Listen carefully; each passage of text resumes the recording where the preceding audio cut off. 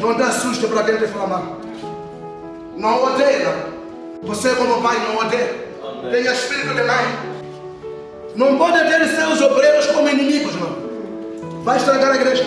Você não pode ter nem a direita a favor, nem a esquerda a favor. Você seja, Senhor, Cristo Jesus, que é o teu foco, sua mensagem, o teu destino, a sua pregação. Para levar os que te falam mal, enquanto te falam mal, você fala bem.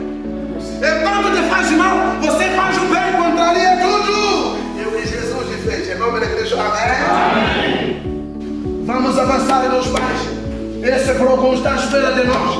Não importa quem é mulher, não importa quem é jovem, não importa quem é pai, não importa quem tem título, não tem título. O evangelho não tem nada a ver. Estudou pouco, estudou muito. No evangelho não tem nada a ver. Diante de Deus não importa, estudou pouco, estudou muito. Não importa desde que você viva fielmente diante dele. Ele vai te usar, vai te colocar no nível, assim, Senhor, do teu estágio lá, porque a tua capacidade vai equilibrar. No nível baixo você está lá, porque a tua capacidade vai estar equilibrada.